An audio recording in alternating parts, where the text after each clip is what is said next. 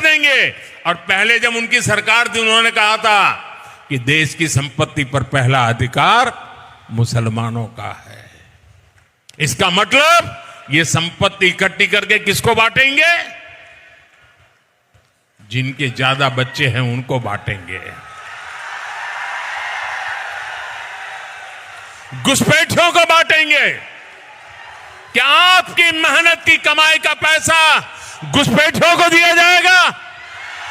आपको मंजूर है? ये कांग्रेस का मैनिफेस्टो कह रहा है कि वो माताओं बहनों का सोने का हिसाब करेंगे, उसकी जड़ती करेंगे, जानकारी लेंगे और फिर उस संपत्ति को बांट देंगे। और उनको बांटेंगे जिनको मनमोहन सिंह जी की सरकार ने कहा था कि संपत्ति पर पहला अधिकार मुसलमानों का है। भाइयों बहनों, ये अर्बन नक्सल की सोच, मेरी माताओं बहनों, ये आपका मंगलसूत्र भी बचने नहीं देंगे। यहां तक जाएंगे, मैं कहने आया हूं।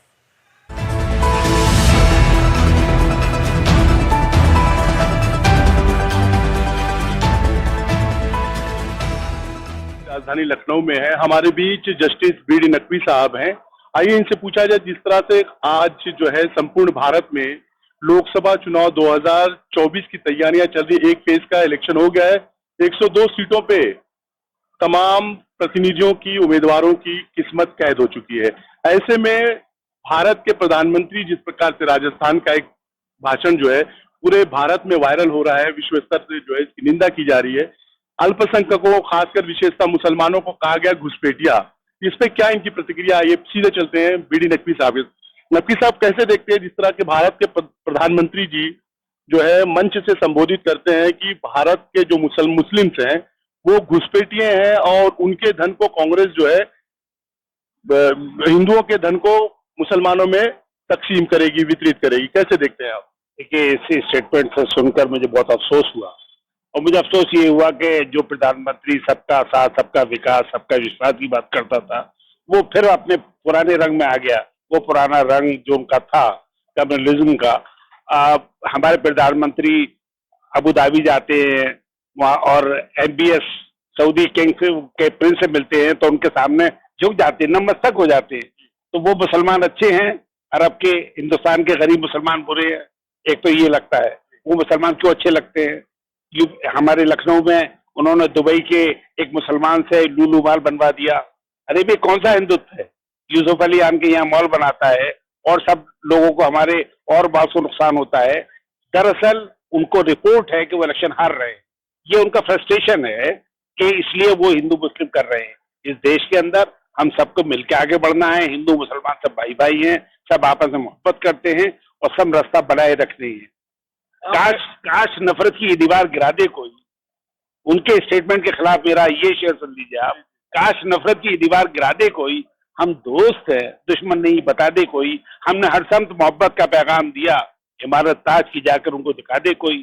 जंजीर गुलामी की मिलकत तोड़ी हमने, जंजीर गुलामी की मिलकत तोड़ी हमने। हिंदू मुसलमान सबने मिलकर आजादी की लड़ाई लड़ी। जंजीर गुलामी की मिलकत तोड़ी हमने, तारीख की वराक उनको पढ़ा दे कोई। और आखिरी शेर है, ये जुल्म और सितम कब तक चलता रहेगा? ये जुल्म और सितम कब तक चलता रहेगा? अब मजदूर और मजबूर की आवाज उठा दे कोई। इस देश में जरूरत है कि मेहनत कश की इज्जत की जाए, धर्म के पाखंड में न फंसा जाए और देश सबको लेके आगे बढ़े। गरीब, मजदूर, कुचला जो भी समाज है वो सब आगे बढ़े, हमारी यही ख्वाहिश है। और इस इलेक्शन में इंडिकेशन मिल चुका है कि मोदी जाने वाले हैं। सर, जिस तरह से जो है कांग्रेस ने इलेक्शन कमीशन ऑफ इंडिया को अप्रोच किया और इन तमाम घटनाओं से अवगत किया है, तो कैसे देखते हैं कि क्या इलेक्शन जो कमीशन है उसकी भूमिका कैसी है? देखिए, ऐसा है, हिंदुस्तान के अंदर जो भी कॉन्स्टिट्यूशनल मशीनरी है, जो कॉन्स्टिट्यूशन रखवाले हैं, वो अपनी ड्यूटी को अंजाम नहीं दे रहे। चाहे वो इलेक्शन कमीशन हो, चाहे हमारे हिंदुस्तान की अदालतें हों। जो उम्मीद हमने लगा रखी थी वो आज पूरी नहीं हो रही है। अब हमको फ्रस्ट्रेशन है। अब सिर्फ और वोट से ही तकदीर बदली जाएगी इस देश की। और इस लड़ाई को सिर्फ जनता लड़ रही है, सत्ता और जनता की लड़ाई है। आप ये समझ लीजिए। इस बार जो है खासकर 2024 के इलेक्शन के लिए खुद स्वयं जो है चीफ जस्टिस ऑफ इंडिया लोगों को अपील कर रहे हैं कि आप लोग जो है अपने मतों का सही इस्तेमाल करें। कैसे देखते हैं? ये बात उनकी अच्छी है क्योंकि वो एक सिटीजन है, एक जिम्मेदार सिटीजन है, एक हायर पोस्ट पर है। आई थिंक उनका मैसेज अच्छा जाएगा। मैं उस बात को ऐड करूंगा। मैं ये कहूंगा कि वोट विद कॉन्शियंस। अगर तुम्हारा जमीर जिंदा है तो अपनी जमीर की आवाज पे वोट दो, क्योंकि जमीर जो है वो आपको सही राय देगा कि आप किसे वोट दें। अगर इस 10 साल में कुछ अच्छा किया है इस देश में तो आप उन्हें वोट दें, और अगर अच्छा नहीं किया है, नौजवानों को फ्रस्ट्रेट किया है, किसानों को प्रताड़ित किया है और हिंदुस्तान के लोगों को टारगेट किया है गलत तरीके से, खासकर तबके को, तो मैं समझता हूं अगर इस बात के एहसास के साथ आप वोट देंगे तो आप यकीनन बीजेपी को हराएंगे। आप देख रहे हैं प्रदेश के मुखिया योगी आदित्यनाथ जो है संपूर्ण भारत में राम मंदिर की बखान कर रहे हैं कि हमने राम मंदिर बनवाया। उसे कैसे देखते हैं? ये नहीं लगता है कि आपको धार्मिक ध्रुवीकरण मतलब रिलीजियस पोलराइजेशन हो रहा है? देखिए, ऐसा है कि योगी आदित्यनाथ जो हैं वो एक डिप्टी है प्राइम मिनिस्टर के। इस वक्त योगी आदित्यनाथ पर हम वोट नहीं कर रहे हैं। यूपी का मसला है, देश का मसला है। हम 27 में भाजपा के शीर्ष नेताओं में देखिए, यकीन है वो शीर्ष नेताओं में है, लेकिन उनके पास मुझे एक किताब पढ़ी मैंने, उसका टाइटल है गॉड इज नॉट ग्रेट।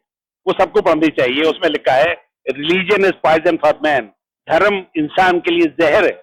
और वो आज इस देश में साबित हो गया कि वाकई जिस मजहब को हम शहद कहते थे, वो कोई भी मजहब हो, वो कोई भी मजहब हो, वो शहद नहीं, वो जहर बन गया है, वो सड़ गया है। शहद डॉक्टर भीमराव अंबेडकर ने भी कहा था कि जो धार्मिक जो है, चाहे वो संत हो, चाहे वो ऋषि हो, चाहे वो जो है सूफी हो, ऐसे लोगों को धार्मिक जो उसमें है उनको सत्ता से दूर होना चाहिए।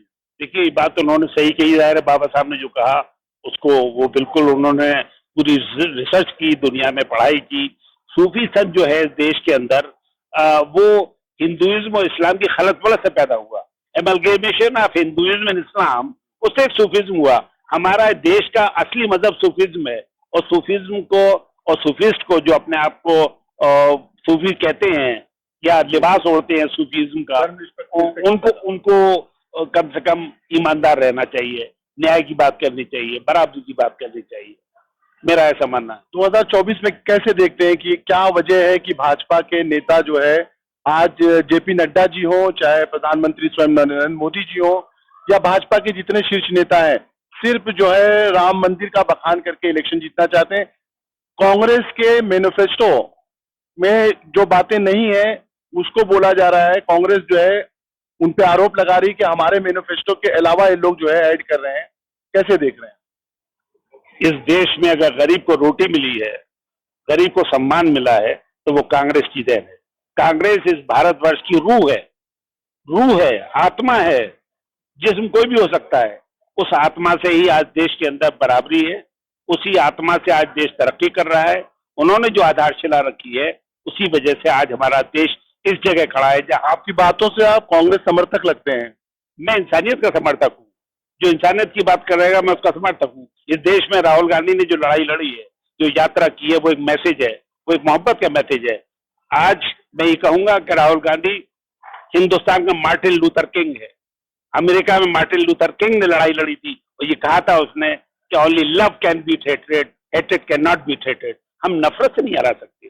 हमारे हिंदू भाई जो भी है, वो किसी बिरादरी का हो, जात का हो, मैं ये कह के बुरा नहीं कह सकता कि पंडित बुरा, ठाकुर बुरा, ये फला, सब अच्छे लोग हैं। भाजपा भी तो राम राज ला रही है। देखिए, ऐसा है कि राम को लाया है, राम राज ला रहे हैं। ऐसा है, राम के खिलाफ हम नहीं है, लेकिन राम को टूल ऑफ गवर्नेंस बनाया जाए, हम उसके खिलाफ है।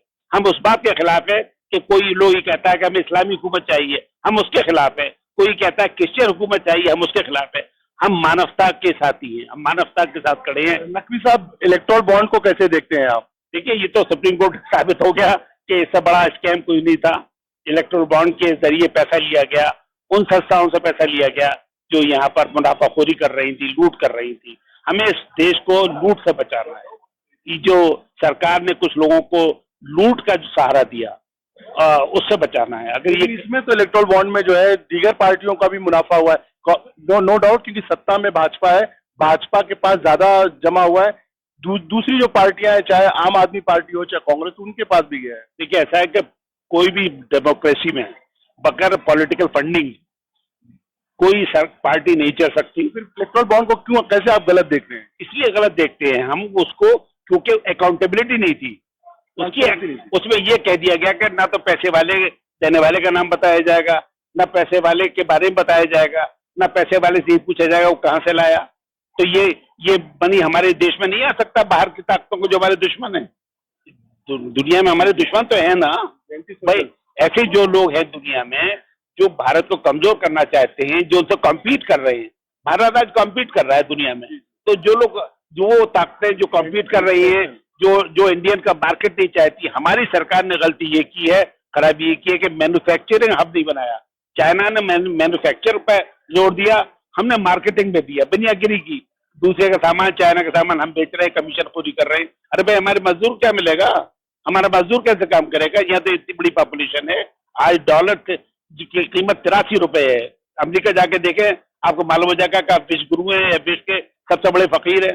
मैं तो गया हूँ अमेरिका, जो अमेरिका जाने वाले पूछिए कि 700 रुपए का पानी, 600 रुपए की कॉफी और 300 रुपए की चाय ये मिलता है मियाँ। 2024 में आप क्या आपका नजरिया क्या कहता है, कौन जो है अपनी सत्ता बना सकता है? देखिए ऐसा है कि हम अंतर्यामी तो नहीं है, लेकिन यह है कि जो लोग पाखंड को वोट देंगे और कुछ लोग विज्ञान को वोट देंगे, कुछ लोग आने वाली तरक्की को वोट देंगे, कुछ लोग आज के फायदे पर वोट देंगे। तो जो लोग आने वाली तरक्की देश के लिए सोचेंगे, यहाँ के पब्लिक के लिए सोचेंगे, जो ये सोचेंगे कि शिक्षा सस्ती कैसे हो, इलाज सस्ता कैसे हो, गरीब आदमी को मौका कैसे मिले बढ़ने का आगे, वो यकीनन बीजेपी को वोट नहीं देंगे, वो गठबंधन वोट देंगे। ये हमारे बीच जस्टिस बी.डी. नकवी थे, बड़ी बेबाकी से अपना पक्ष रख रहे थे। तीखे सवालों का भी जवाब उन्होंने बड़ी शालीनता के साथ दिया। उनसे ये पूछा गया कि आप कांग्रेस के समर्थक लग रहे हैं, तो उन्होंने कहा कि नहीं, जो सत्य है वो मैं बखान कर रहा हूँ उसकी। मैं सैयद गुलाम हुसैन, लखनऊ से, RSS टाइम्स। चैनल के साथ जुड़ने के लिए सब्सक्राइब करें और बेल नोटिफिकेशन दबाना ना भूलें।